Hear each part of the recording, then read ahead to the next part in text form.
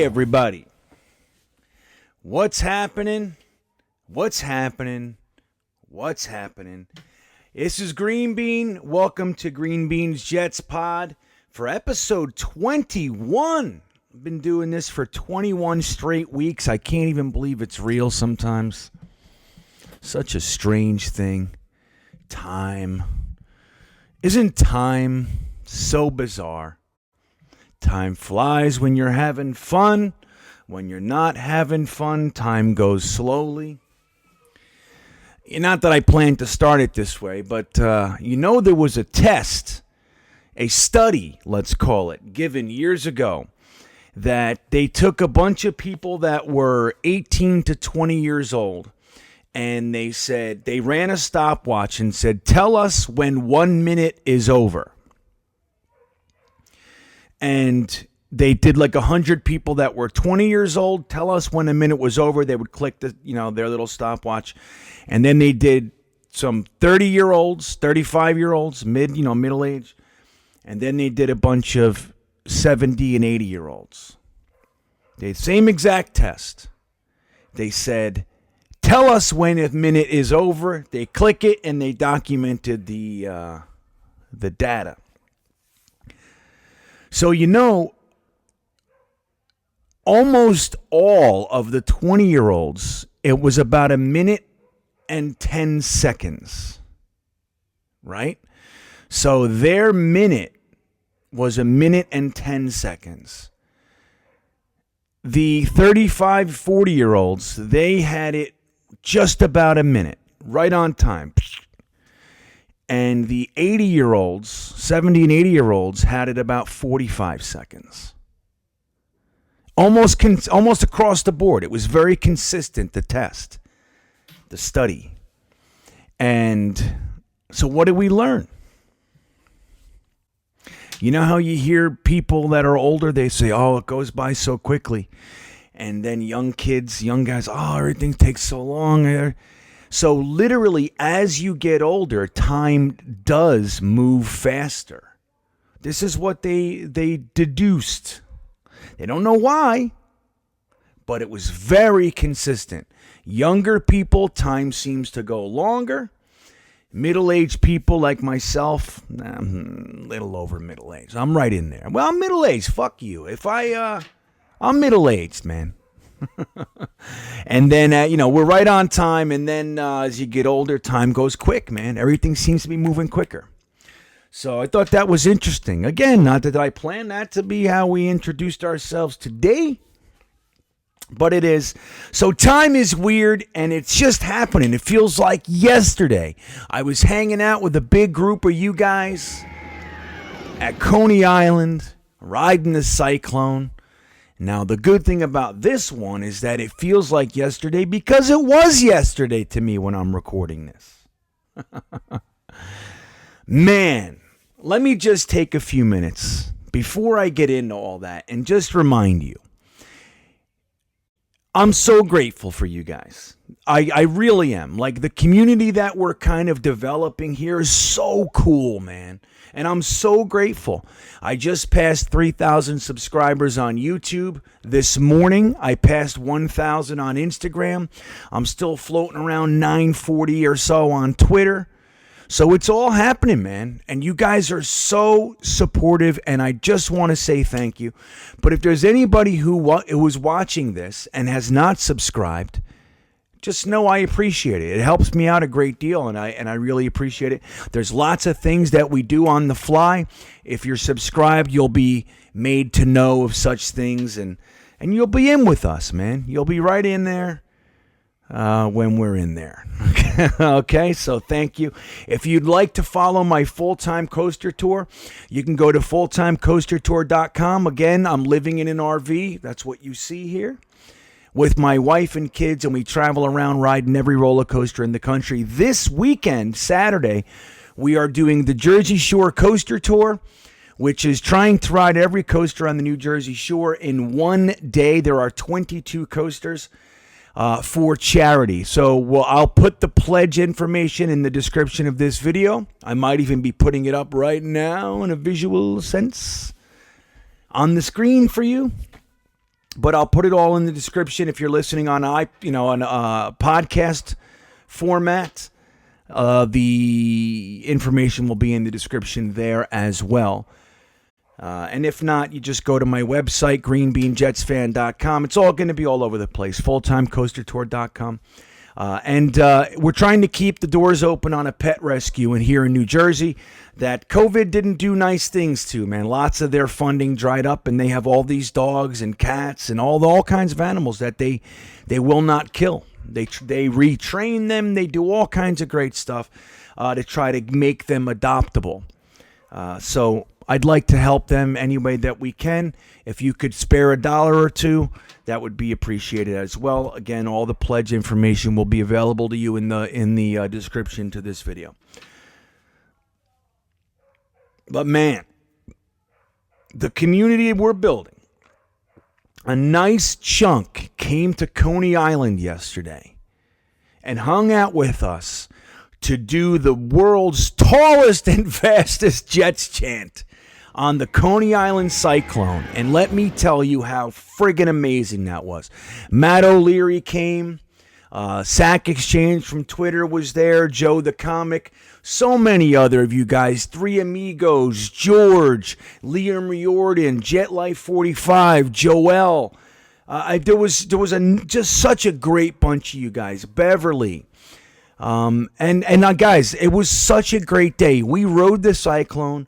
We ate Coney Island Franks at Nathan's. We went on the Thunderbolt coaster. We walked around Coney Island. We saw the carousel. We laughed. We talked Jets. And we ended it at L&B Spumoni Gardens. We had pizza and spumoni, which I never had before. And it was friggin' awesome, man. We got Matt O'Leary on the coaster. Matt O'Leary arrived there and he said, I don't think I'm going to go on the coaster, but I'm happy to help film and document and take pictures and all that sort of stuff. And we were all like, oh, come on, Matt. But we left him alone for the most part. And then I just said one thing. I said, okay, this is the only thing I'm going to say. We're all here. You're all the way here. We're standing in front of the Cyclone. We're going on that thing. We're going to do a Jets chant. If you're not on there with us, all I'm going to say is you're going to regret it. That's it. And he said, you know what? I'm coming on. So he did. He sat right behind me. I'm going to play video for you throughout this little diatribe, and I'm going to show you pictures and all that kind of stuff. Dude, we did that Jets chant. It sounded like a million of us. Going up right before we crested the top of that first hill, Jets, Jets, Jets, Jets. I'm telling you, I've never felt a better Jets chant. It was in unison. We were together. We were loud and we were proud, and people heard it on the streets of Coney Island. They heard us. Jets, Jets, Jets, Jets. And then we rode that damn Cyclone from 1927. It's almost 100 years old. And that coaster is as badass as the day it was born. I assure you, it is fantastic. And I had a great day meeting you guys. We took pictures. We ate Franks. Man. And for anybody who couldn't come, man, I feel for you. And I know shit happens. And look, it's Saturday morning. We made it Saturday morning to try to make as, available for as many people as possible at work and everything. But the downside of Saturday morning is this. I know me, when I was younger, I'd say, yeah, man, I'll be there Saturday morning. That's great. And then Friday night would come around, and I'd hang out in the middle of Friday night for a while. And then Saturday morning would come, and I'd go, nope. You know what I'm going to do instead? I'm going to stay right here, and I'm going to sleep, and I'm going to sleep hard. And there's no way I'm driving into the city. There's no way I'm driving to Coney Island right now, finding parking. I'd have a million reasons why. So I get it, man. But you were missed. I assure you, you were missed. But the good news was I was really worried. I didn't share this with anybody beforehand because I didn't want to put anything out there. But I'm a worrywart. I want you to know that. I have kids, the whole thing. I'm always worried. I'm always thinking about the worst. And I was really worried that there would be just one or two or three, four more that could fit in a train, and that it wouldn't be like a couple people wouldn't get to participate.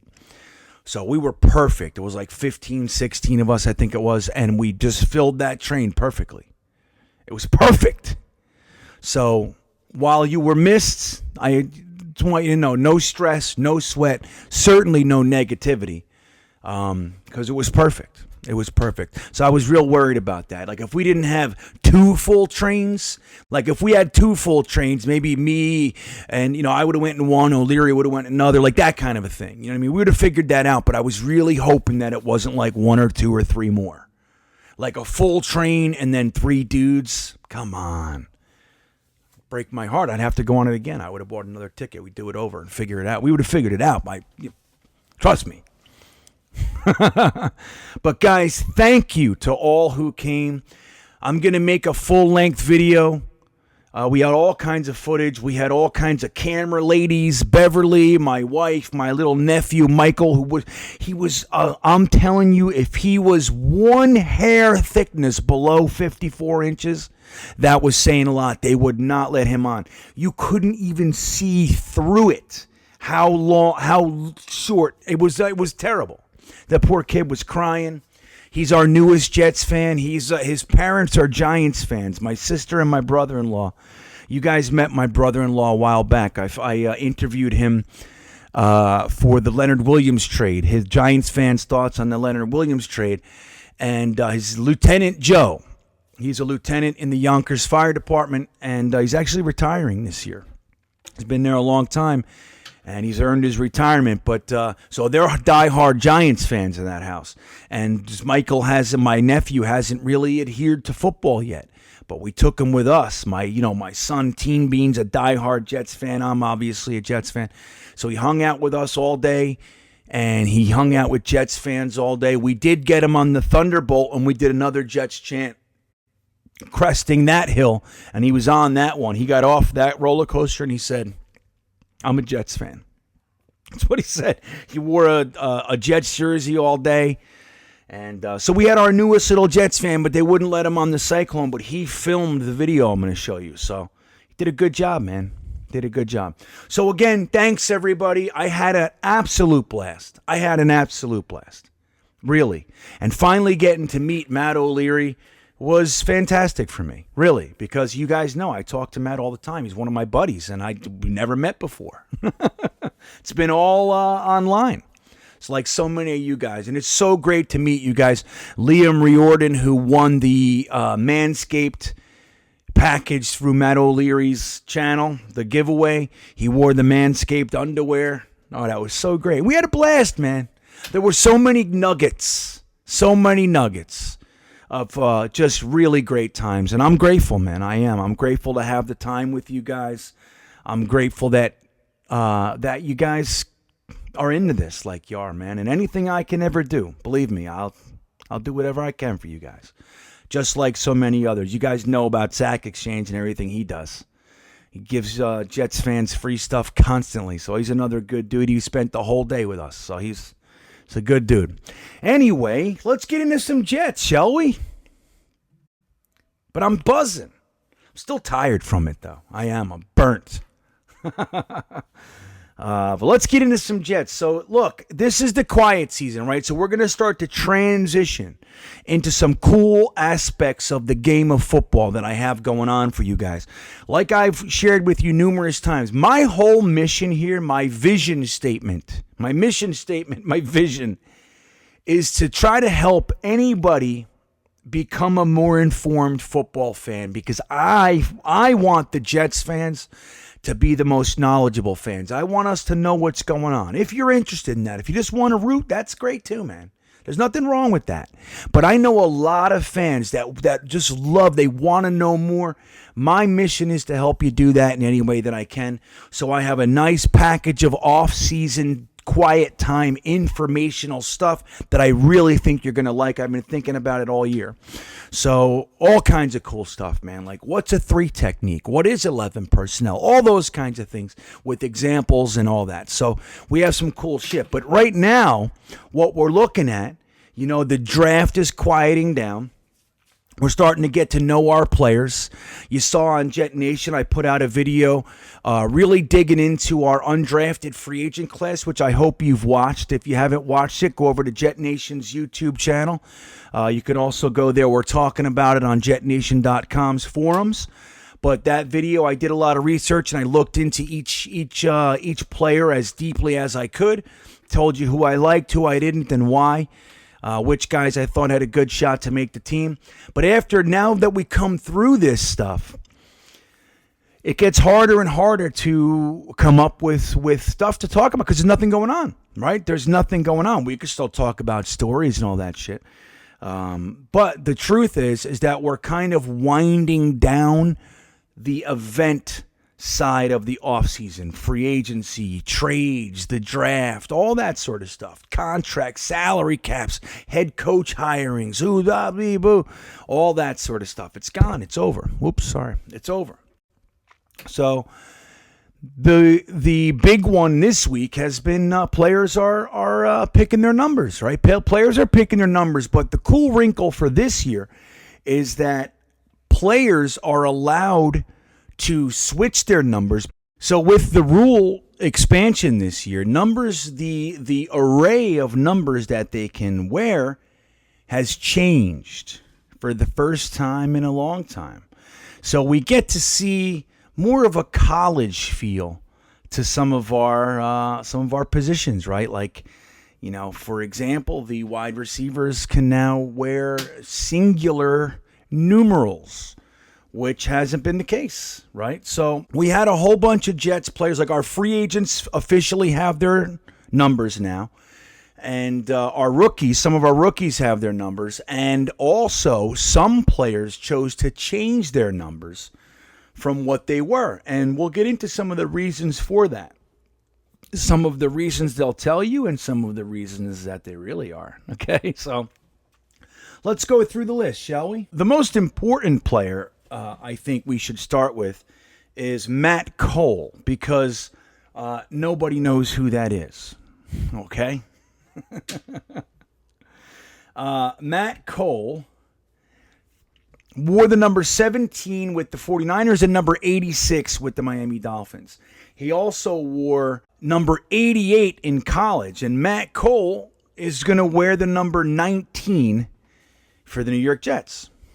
Now, this guy's just, when we talk about somebody that we don't know who he is, really, he's been a role player, he's bounced around, he's a journeyman. When you're a journeyman player, with respect, you don't have the priority of, the number you choose. So this is going to be his fourth number in a while. So he's going to wear number 19, which for the Jets at one time had some prominence. But right now, it's Matt Cole. Tevin Coleman, who's been number 26 throughout his career, is wearing number 23 with the Jets. Now,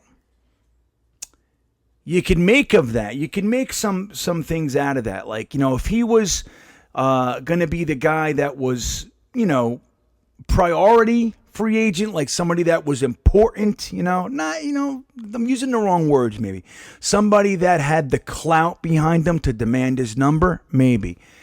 But he's going to be wearing number 23, which leads me to believe that Tevin Coleman is not necessarily going to be guaranteed a roster spot. Now, the numbers, this doesn't mean that much. I'm just saying there's something there. There's a little something there. He's worn 26 his whole career, and now he's wearing number 23 with us. LaMarcus Joyner is going to have number 29.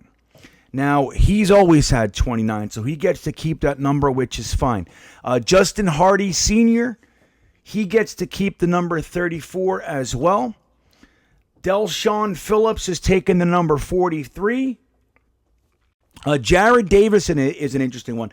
Jared Davis was number 40 in college, and he was number 40 with the Detroit Lions. He's coming to the New York Jets, and he's taking number 52.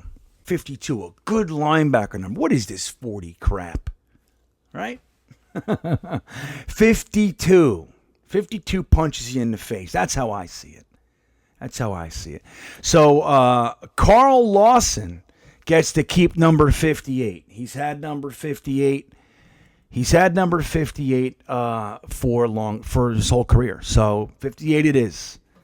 Okay? And that's, now when you compare that to Tevin Coleman, Carl Lawson came in and said, I want my number. And they said, yeah, no problem. No problem, Carl Lawson. Corey Levin is going to take number 65. He's, he is what he is. Dan Feeney takes number 67. Now, Tyler Kroft is keeping 81. He's had 81 with the Bengals, and he had 81 with the Buffalo Bills. Believe it or not, I think Tyler Kroft is a little bit more of a priority free agent than you think he is. Like, nobody was excited about it. We looked at it like, great, the Patriots signed Hunter Henry and blah, blah, blah. And then we signed Tyler Kroft.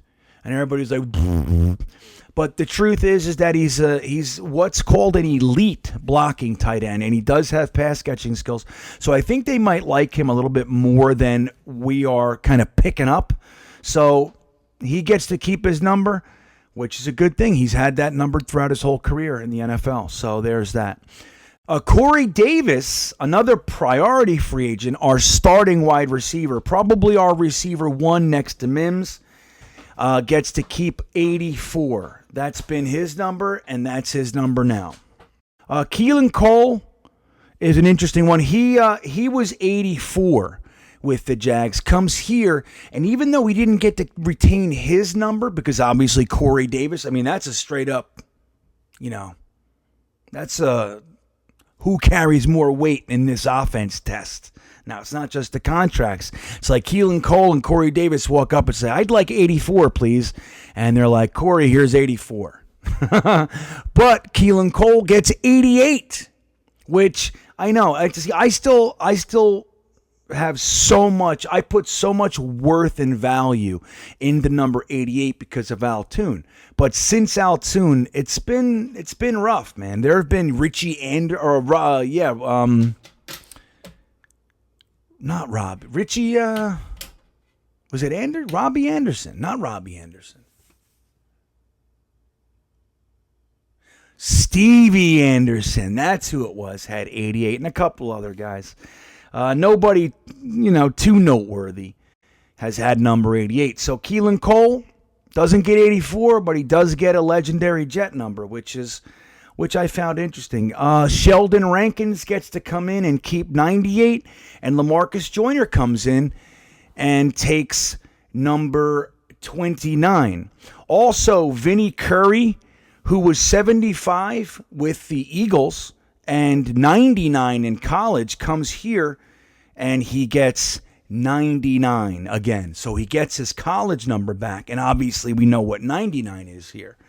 Again, it's another one that hasn't had that other really great player have number 99, similar to 88, but man, did the guy who have it, it's still, who had it, I should say, man, is that a lasting one, because he's one of my favorite players in Jets history, if not my number one, and he's the guy who got me. He's the guy who with the hook.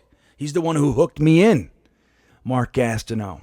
So, Vinnie Curry, a pass rusher, gets to have number 99. So who else we got here? I think that's about it for that. But now we have a bunch of guys who changed their number. So some of these guys were here. All of them were here, actually. They were all here already, and they've changed their number. When given the opportunity, they thought, hey, I'm going to go ahead and change my number. So let's start with Chuma Edoga. Now, Chuma Edoga, we were just talking about him the other day because Elijah Vera Tucker announced that he's going to have 75. Yay, look at me. I get my college number. I got number 75. And we're like, that's great, man. But doesn't somebody have 75 on our team? And we thought maybe that might not bode well for Mr. Edoga, who we've heard reports that Joe Douglas likes a little bit more than some of us think he might. But I don't know. I don't know how accurate those reports are. The reports aren't exactly rock solid around here on what Joe Douglas is thinking. But Chuma Edoga doesn't get his number that he's had here, but he does return to his college number, which is number 70. So all's well in the neighborhood, right? Now we have Ashton Davis, who in college was number 27 for the Jets last year. He was number 32. He didn't want either one of those. He didn't fight. He takes number 21. In my head, 21 is Kurt Springs. Anybody remember Kurt Springs? That's my guy. That's number 21 to me. But so Ashton Davis has taken number 21, not his college number, not last year's number. I don't know why he didn't want 32. Maybe we're giving 32 to a running back. 32 really is a running back number to me. Obviously, a defensive back can have it, but 32 is Blair Thomas. And come on, Blair Thomas.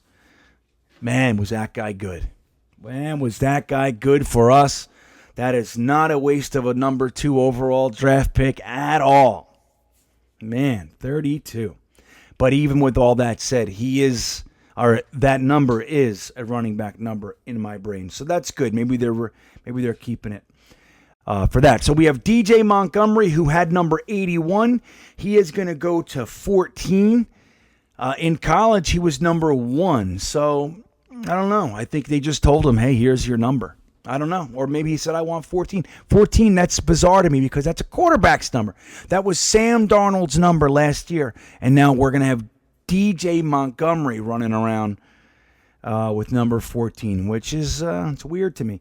Ryan Griffin switched his number from 84 to 86. Again, I think the priority came in the building.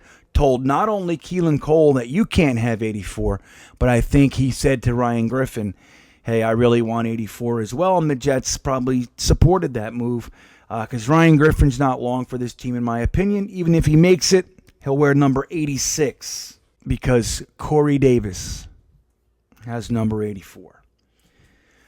Lawrence Kager is going back to his college number. Lawrence Kager wore number 86 for us last year.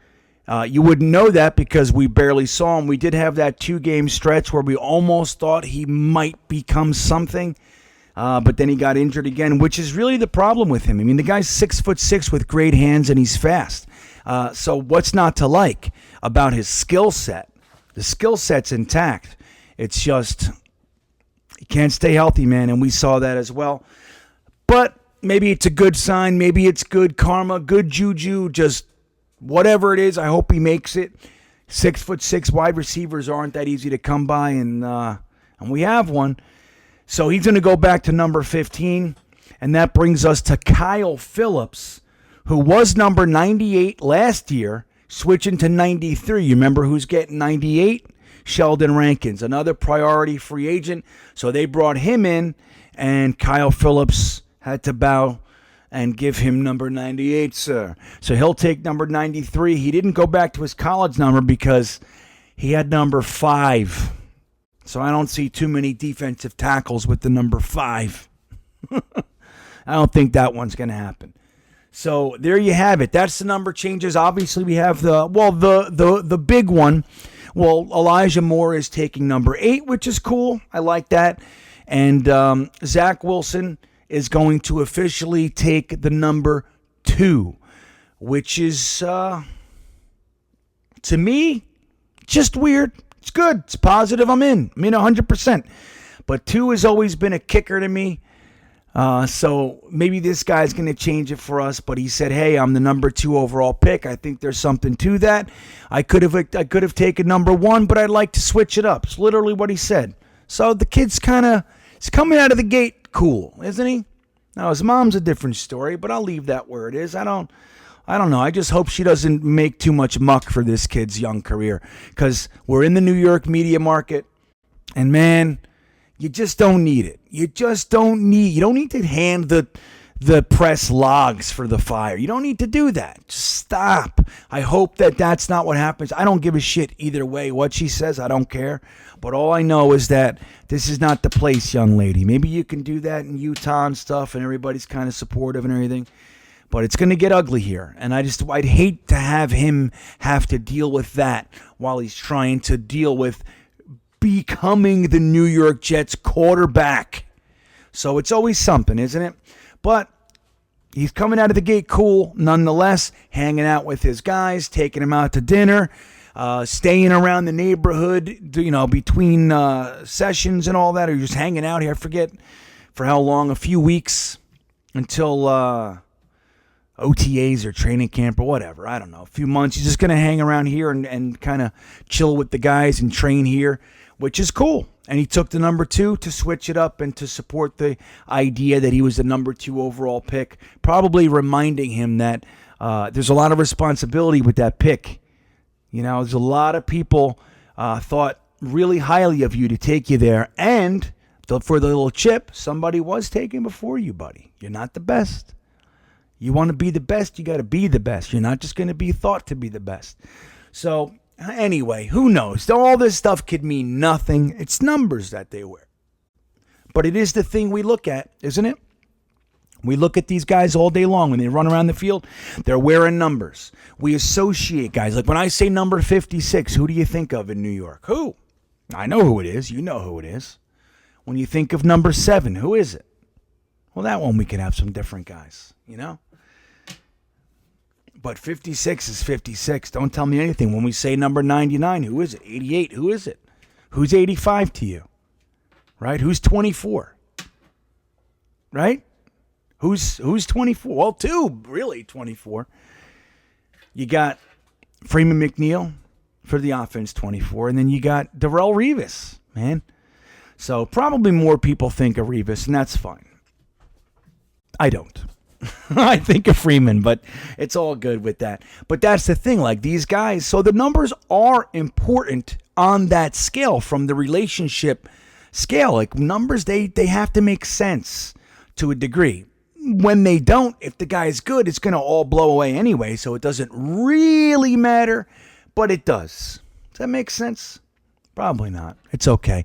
I'm already certain that this video makes more sense than my last one. So if you haven't seen that, go take a look. You want to see me have a mental breakdown on camera? That's the one. The schedule prediction one, that's a doozy. If you haven't seen that one, I'll put it at the end of this video. Maybe I'll even put it up there right now.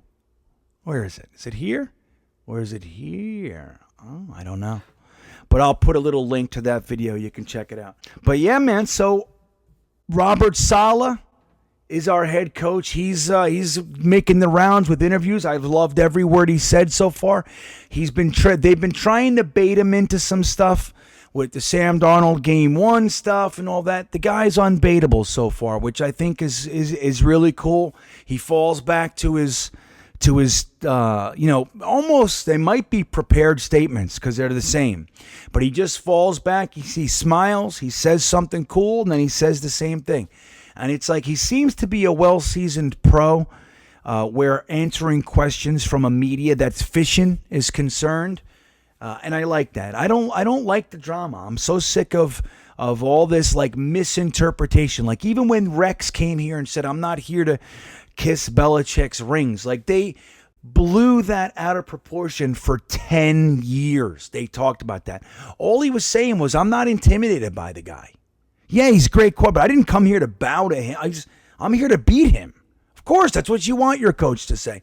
But the way that he said it, so how you say things is obviously important in this particular market anyway, because we have a bunch of slimesters out there. We got guys just sniffing around for the blood, and that's what they're going to do. So I'm happy to see a regime that doesn't seem to be naive where that is concerned, right? They seem to know. Don't give the press anything. They're never good. They're not your friends. We can smile at them. We could say, good question, great point. We can do all those things, be flattering and complimentary, but give them nothing. And I like that.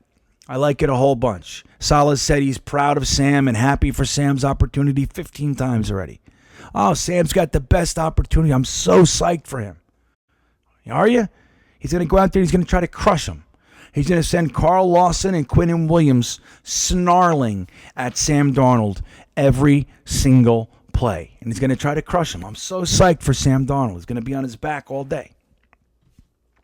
So that said, I don't know. I think I did say it in the prediction video, but I'm telling you now, we're beating the Panthers. We're beating them game one. I don't know what this season's going to hold. I think I said 9-8, 10-7, some shit like that. It's fine. I think we're going to be better than people think, but I don't have a lot of foundation. That's just feelings, man. It's just feelings. But I'll tell you what, I feel certain we're going to beat them week one. We're just not going to go there and lose. We're not losing that game. I just know it. They're going to be too raw, too new, too everything. Even though we're new, we're going to stomp their faces in. So that's what I think. So anyway, guys, I'm going to wrap it up a touch early today.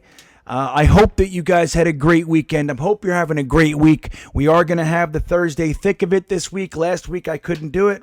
I apologize about that, but the Thursday Thick of It will be back. I'll see you on the Talking Jets panel with Matt O'Leary and Ryan from Jets Talk 24/7 on Tuesday. Don't forget to like this video and subscribe. It means the world. Thanks again to all of you who came out to Coney Island and hung out with us on the Cyclone. It's one of my favorite days of the year so far. I mean that, man. It was such a good time, and I'm so grateful for you guys. I'm so great to meet you. And I look forward to the next one, quite frankly. So, but yeah, full-time coaster tour on YouTube, Jetnation on YouTube and Jetnation.com. Give us a sub, give us a like, give us a follow, and the world will be a better place. I promise. I promise. And I'll put the information for the Jersey Shore Coaster Tour charity event in the description of this video. If you can, anything helps. Anything helps will be greatly appreciated. And with that, go Jets.